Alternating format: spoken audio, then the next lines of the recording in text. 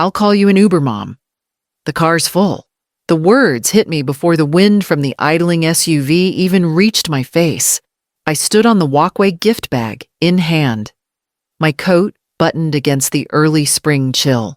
Evan didn't open the door, didn't even lean over the seat, just cracked the tinted window enough to deliver the sentence like a transaction. Through the glass, I could see in the passenger seat sat Marissas' father, chatting with Evan. Marissa occupied the middle row, the baby asleep in a carrier beside her. In the back row, her mother sat alone, the empty seat next to her, taken up by her oversized handbag. I forced a smile, though my fingers tightened on the gift bag's handles. My grandson's christening gift, a soft blanket I'd embroidered, felt suddenly small in my hands. "All right," I said quietly. "I can call one myself." He gave a short nod and eased the SUV down the street. No wave, no glance in the mirror. The sound of the engine faded, leaving me with the hiss of light rain beginning to fall on the driveway. My shoes were already damp by the time I turned toward the house. I stepped inside, setting the gift gently on the entryway table. The air was still warm from the morning coffee I'd brewed, but it no longer smelled inviting. I found my umbrella, locked the door behind me, and called for a ride. The driver's voice was cheerful when he confirmed he'd arrive in 10 minutes. I thanked him, staring out the window at the street where the SUV had been just moments ago. It wasn't about the car. Not really. It was about the space they'd made and the space they hadn't. I'd given them something meant to bring us closer. Instead, it had put me firmly outside their circle, looking in through the glass. The driver's headlights swung into view. I picked up the gift again, ran my hand over the wrapping, and stepped out into the drizzle. The Uber idled where Evan had been, the door swinging open, as if it had been waiting for me all along. I climbed in, settling the gift on my lap, and we pulled away toward the church. After Robert died, the house felt too big, but I stayed. It was ours. Every corner still carried his touch, from the cedar shelves in the kitchen to the low fence he built around my rose garden. I learned to fill the silence with small rituals: Sunday service at the white-steepled church, tending to the roses in the afternoon sun, baking a loaf of bread on Tuesdays just to share with the neighbors. Evan was my constant, my only child, my reason to push through the quiet evenings and the long workdays. When he was young, I took whatever hours I could get, double shifts during tax season, weekend bookkeeping for small businesses. Anything to keep the bills paid and his world steady. I missed vacations, skipped dinners with friends, and told myself it was temporary. Someday, I'd have time. When he married Marissa, I thought maybe that time had come. She seemed polished, eager to start a family, and I wanted to believe she'd welcome me into it. So when they announced the baby, I didn't hesitate. I walked into the bank, withdrew $38,000 from my savings, and signed my name beside Evan's on the loan for the SUV he said would keep the baby safe. It was the most I had ever given at once, but I told myself it wasn't just money. It was love in a tangible form, a way of showing I was here for them. In my mind, that car was a shared space. I imagined riding in the back with my grandson's car seat beside me, handing him his bottle while Evan drove. I imagined trips to the park, picking up groceries together, late-night pharmacy runs if the baby had a fever. I didn't consider, even for a second, that the car could be a dividing line instead of a bridge. That my name on the papers didn't mean there would be a place for me inside. The Sunday after the baptism, I watered the roses until the soil darkened the petals, catching drops like small bowls. From the sidewalk, the house looked as peaceful as ever, but I could feel something, shifting like a door closing somewhere inside me. The Uber dropped me off at the curb outside the church, the driver offering a polite smile before pulling away. I adjusted my coat, clutched the gift bag a little tighter, and stepped inside. The sanctuary was warm and bright, filled with the scent of lilies. I scanned the rows and found an empty seat in the back, far from the chatter, and the camera flashes near the altar. From my vantage point, I could see Marissa's parents sitting front and center, their heads bent together as they smiled at the baby in Marissa's arms. When the minister thanked the family who made this day possible, his eyes and voice lingered on them. The congregation clapped warmly. I joined in my palms, meeting softly careful to keep my face neutral. It wasn't the absence of my name that stung, it was the certainty that it had been left out on purpose. The phrasing, the practiced smiles, the way Evan didn't glance in my direction even once. This wasn't oversight. It was choreography. The ceremony went on, and I stayed still, letting my gaze settle on the stained glass above the pulpit rather than on the tableau at the front. I'd been to enough services to know how to keep my composure in public. When it ended, people filed out in clusters, hugging and taking photos. I walked quietly to the sidewalk, declining the offer of a ride from an acquaintance. My phone buzzed with the notification from the Uber app, and I slipped into the back seat when it arrived. As the car moved through the quiet streets, I leaned against the window, watching rain streak down the glass. I heard his voice again in my head. Flat, transactional. I'll call you an Uber mom. The car's full. But I'd seen the back row clearly, Marissa's mother sitting alone, the empty seat beside her, occupied only by her oversized handbag. By the time the driver pulled into my driveway, my hands were clenched in my lap. I stepped inside my house, set the gift bag on the table unopened, and hung up my coat. The roses outside brushed against the windows in the wind, a soft, steady sound that filled the silence. Long before Evan had a family of his own, it was just the two of us against the world. After Robert passed, the bills didn't wait for grief to subside. I took the evening shift at the hardware store, memorizing the aisles so I could help contractors find the right screws and fittings, while keeping one eye on the clock, counting down to when I could get home.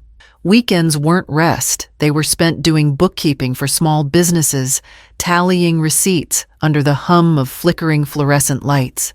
There were nights I'd come home after midnight to find Evan asleep at the kitchen table, his textbook spread around him. I'd drape a blanket over his shoulders, wishing I could give him more than a roof, a meal, and my tired smile. When his last semester of college came around, the tuition bill was more than either of us could manage. I remember opening my jewelry box, lifting out the small velvet pouch that held my wedding ring. The pawnshop clerk weighed it in his palm before giving me a figure that made my throat tighten. I signed the slip and walked out lighter in more ways than one.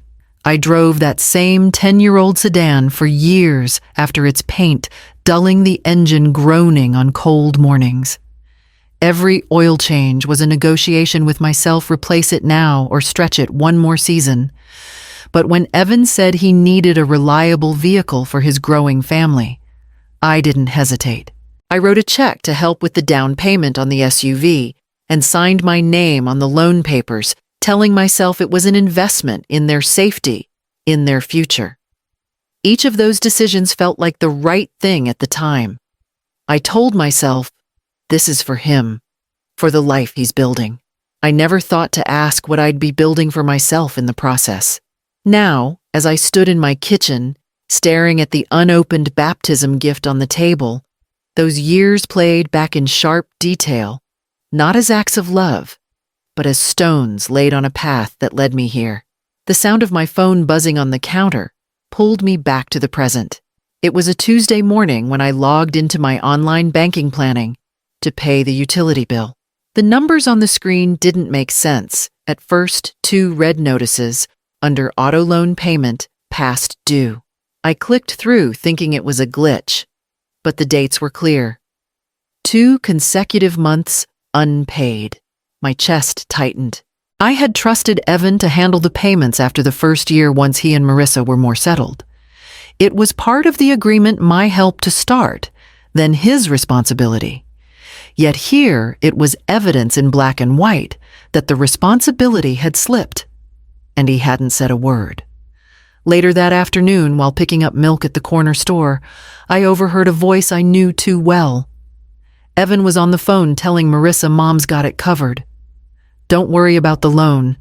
His tone was easy, confident, as if I were some endless safety net that didn't fray. The words landed harder than I expected. It wasn't just that he'd failed to pay, it was that he'd lied to her, making me the silent backstop to his pride. My credit score, something I'd guarded for decades, was now at risk.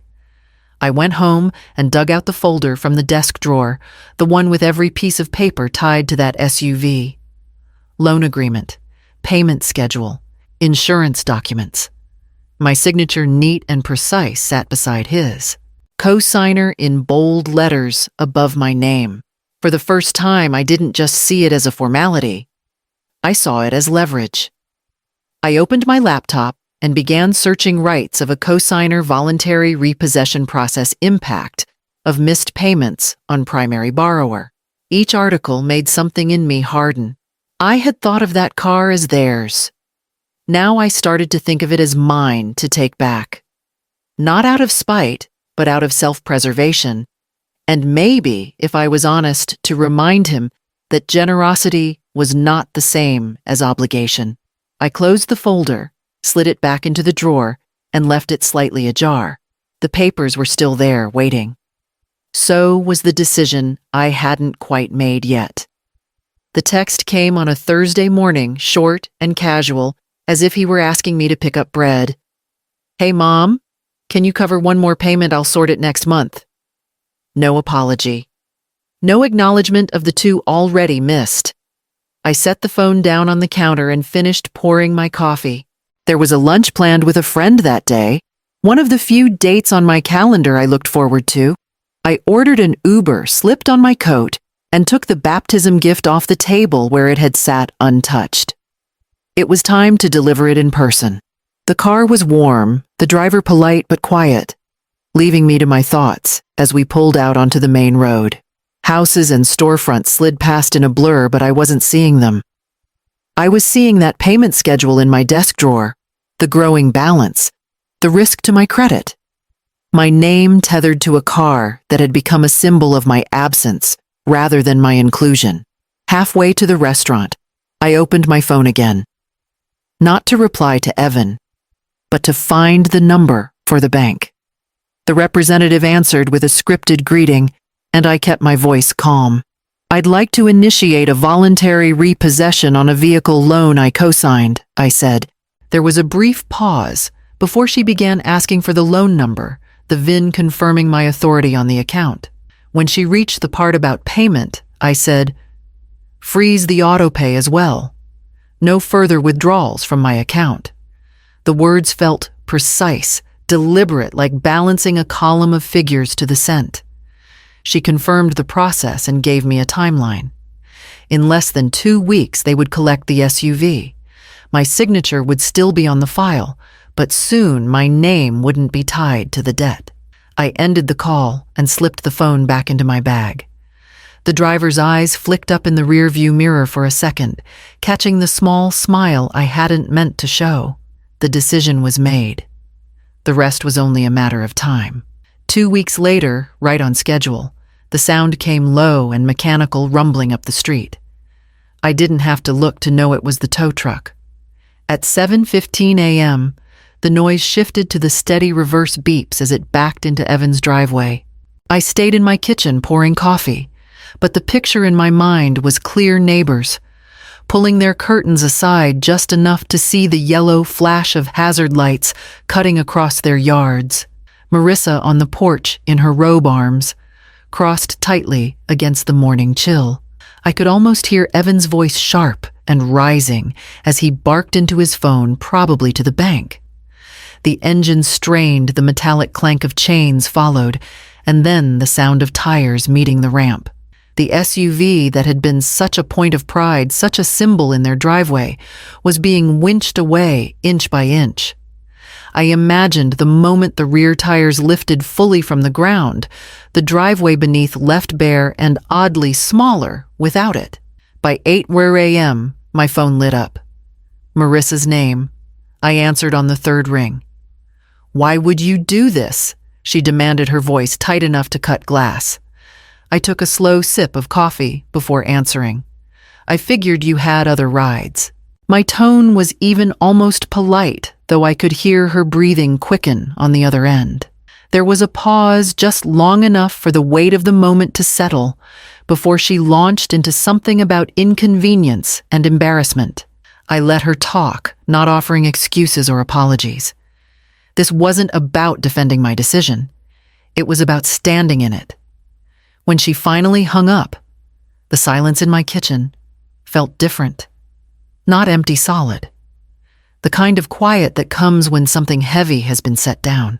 I rinsed my cup, set it on the rack, and glanced at the clock. It was still early. The day stretched ahead wide open, and for the first time in a while, I didn't feel like I was bracing for the next demand. It didn't take long for the absence of the SUV to ripple through their lives. Without it, Evan's commute doubled. The old sedan they kept as a backup was temperamental coughing on cold mornings and guzzling gas. He started leaving earlier, coming home later, and complaining to anyone who would listen.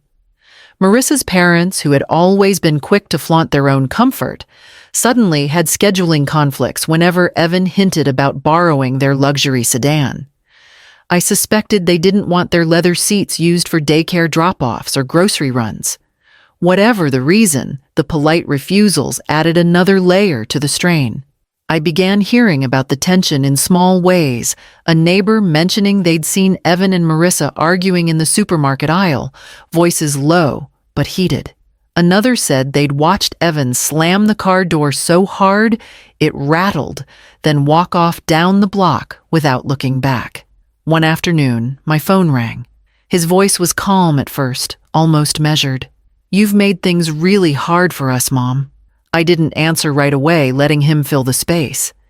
He talked about how this wasn't just about him, how it was about the baby, about appearances. Then came the line I'd been expecting. "After everything I've done for you." The words might have stung once, but not now. "You made your choices, Evan," I said evenly. "And I made mine." He tried again, layering on the guilt, framing me as unyielding, as though I'd abandoned some unspoken agreement. I listened without interrupting, then told him I had nothing more to say on the matter. When the call ended, I set the phone down and looked out the kitchen window at the roses swaying gently in the breeze. Their blooms were full and unbothered, the garden thriving in its quiet order. It struck me then how little I missed the role I'd been playing, always smoothing over, always cushioning the blow. That part of my life had been pulled away like the SUV from their driveway. The gap it left wasn't empty. It was space I intended to keep. The following week, I made an appointment with my lawyer, a man I'd worked with years ago when Robert and I first drew up our will. His office smelled faintly of leather and coffee, the shelves lined with thick binders and framed certificates.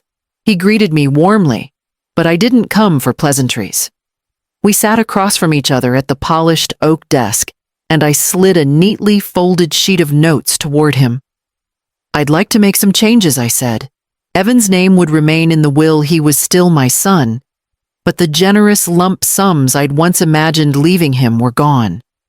Instead, my estate would be placed in trust for my grandson, accessible only when he reached adulthood. I explained that I wanted safeguards, a structure that couldn't be bent or borrowed against. My lawyer nodded, making precise notes with a fountain pen. We moved on to the other matter, my finances, while I was still alive. No more co-signing, I told him, for anything. And if I lend money, it will be in writing with clear repayment terms. No exceptions. It felt strange formalizing something that should have been understood all along, but the act of setting it down in ink made it real. He drafted the revisions while I sat quietly, the soft scratch of his pen filling the room. Each line he read back to me felt like another stone lifted from my shoulders. When everything was ready, I signed where he indicated my name, steady and deliberate. He slipped the documents into a crisp folder and handed it to me. "You've protected yourself," he said, and I knew he was right. Walking back to my car, I felt a calm I hadn't known in years. Not the uneasy quiet that came from avoiding conflict, but a stillness born from certainty. My future and my grandson's was no longer at the mercy of anyone else's choices. I placed the folder on the passenger seat and started the engine, the hum steady beneath my hands. There was still one more thing I needed to do, and I knew exactly how to begin. It was a chilly morning in late autumn when Evan texted, asking if we could meet for coffee. I agreed, choosing a small cafe halfway between our houses. When I arrived, he was already there, hands wrapped around a mug, eyes fixed on the swirling steam, as if it might tell him what to say. He started with small talk, the kind you use to fill uncomfortable space. Then, after a long pause, he said, "I was wrong." His voice was quieter than I'd expected, stripped of its usual edge. He spoke about how back when they had the SUV, Marissas' parents treated him differently, inviting him to dinners, praising him in front of their friends. Without it, those invitations dried up. I thought I was impressing them, he admitted, but I guess I was just useful. I listened without interrupting, my hands cradling my coffee for warmth. There was no satisfaction in hearing it, no surge of vindication. Just the simple clarity of truth, finally spoken aloud. When he finished, I set my cup down. "You made room for them," I said evenly.